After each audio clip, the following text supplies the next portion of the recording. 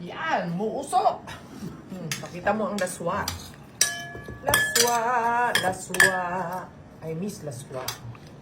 Mga dahon-dahon. Okra. Malunggay. Saluyot. Mga berde-berde. Sol. Sarap. May gumaya na ba ng laswa? Sa mga taga-Bisaya, talagang yan ang kanilang special na menu. Tinalbog-talbog na gulay. Sa Tagalogan, tawag dito parang abraw, ganun. Ganun, talbog din. Abraw. Abraw. Ay, sa Ilocano pala yun. Bulang lang sa Tagalog. Pero yung kanila masarap. Lalagyan mo ng hipon. Sarap.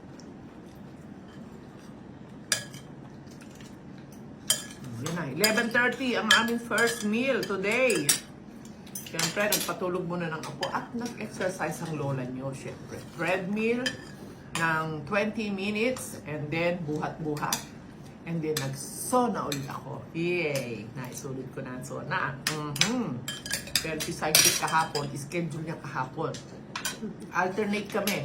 During my Zumba, sabi ko sabayan naman niya ng ganun din. So kahapon ginawa niya yon habang nagsusumba ko. So nagsauna ka ba darling kahapon? Hindi ko alam mo correct. Hindi na ba i-operate ang Zumba? Zumba, operate ang Zumba na. Ang sauna. Kaya hindi siya nakapag-sauna kahapon. Yan mo. Bukas, turuan natin ulit. Ang sarap mag-sauna. And then, naligo ang lola nyo at maya-maya dumating na si Apo. At busy ang magulang, inilagak sa amin. Tapos konting laro ni Apo, laro-laro. And then mamaya, kumukusot-kusot na at may tupak-tupak na senyales na siya ay inaantok na. Hindi. Tapos tinimplahan ng medede, dede ng nanay yon. Parang ganun lang karami yung naino kasi antok na siya. Ayun na, napatulog ko na. O, yan. Ang saya lang ng life ng lola at lolo. So, habang natutulog siya ngayon, kumakain na kami. Nakabat na yun ito, ando si Esther. Pag nagising si Apo, what is next? Malamang. Mall. Sarap. So, laswa, andyan meron tayo ditong slice bacon na liempo. Yan. Sarap ng may taba na ganito. Ang lutong. Sarap. Sabay naman ng higop ng sabaw.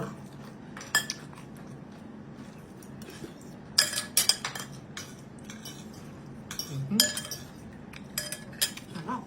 Puro madulas yan Saluyot, okra. Halo-halong dulas yan. And then, ano pa meron? Ayun, may itlog pang scrambled egg to hill. Ayan. Ayan. Scrambled egg. Yan ang luto niyan. At meron pang paksiw. Paksiw na bangus. Ayan. Ako, ang taba ng ano? Ang taba ng kanya, oh. My God, oh. Kuha tayo ng sili. Sili, matamis. Ayan. Ayan. Sarap ng tiyan, ng bangus. And then, busy si Sidekick. Nagpapaklining ng mga aircon. Lamig yun. Malamig na nga. Uy, darling. Saksakan ang sarap ng paksiw. Terno dyan sa laswa. Oo. Pwedeng frito. Pwedeng inihaw na pritong bangos. Inihaw na bangos. Paksiw na bangos. Yan, masarap iterno sa laswa. Sarap. Bilib ako sa kanya sa pagkain ng itlog. Hindi ko kaya ginagawa niya. Buti na lang. Oo, ang hilig niya sa itlog. Sunny side up. Scrambled, yung may kamatis. Yan. Ang galing. Ang galing niya. Mahina ako sa itlog.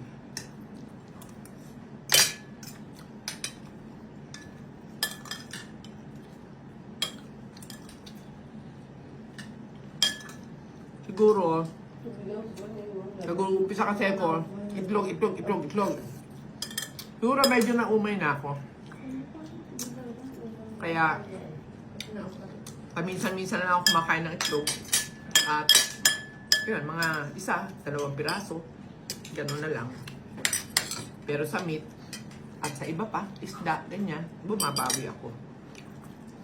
Pero sa itlog, ewan ko ba? Sabi ko, bilib ako sa kanya eh. Hindi ko kaya yung pagkain niya ng itlog na yan. Galing.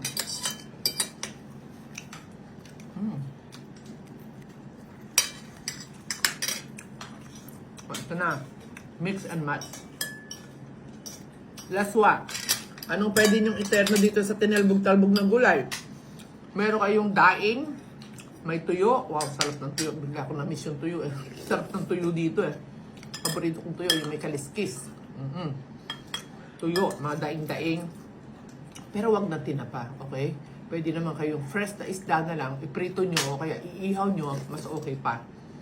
Wag nang magkain ng tinapa ang mga may health issue pa. Dahil yan, talagang meron kung ano yan. Process na rin yan. I considered tinapa as process na rin. Yan, so, ano pa. And then, sa paksiw naman na bangus, anong pwedeng iterno dyan? Anyway, ito yung mga liempo. Swak na swak yan. Yan, O kaya, may alamang. Yung alamang, niluluto pa ni utak eh. Hindi pa luto yung alamang. Nagpabili ko. Yun, alamang. At saka, yung paksiw, okay din. Yung alamang, gagawin mong kanin. Ang sarap! Napakasarap ng alamang namin. Kasi gayahin nyo rin. Sinishare naman namin kung paano niluluto. Para ma-enjoy nyo rin yung sinasabi kong, ang sarap! Di ba? Para ma-experience nyo rin. Galing ano?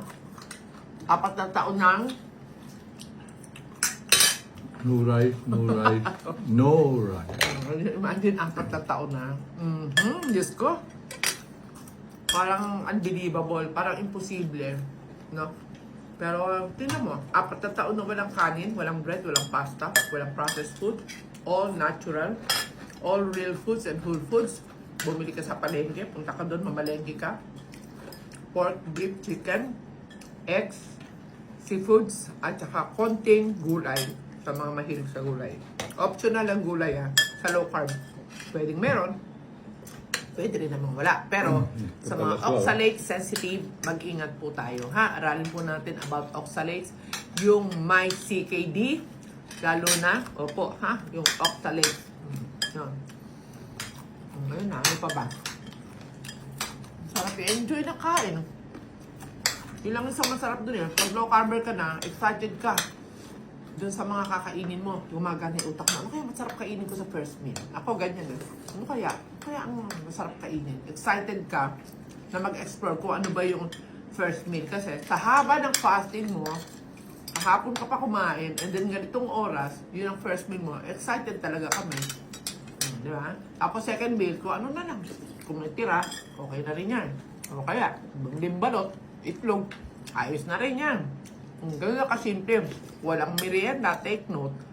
Kaya 1 to 2 meals a day at walang merienda, kaya matipid kahit may karne.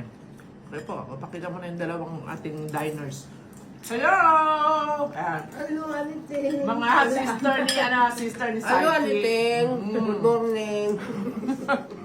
Sister ni Psyche. Sama namin yung breakfast. Thank you at stay strict at clean. Low carb. Bye. God bless.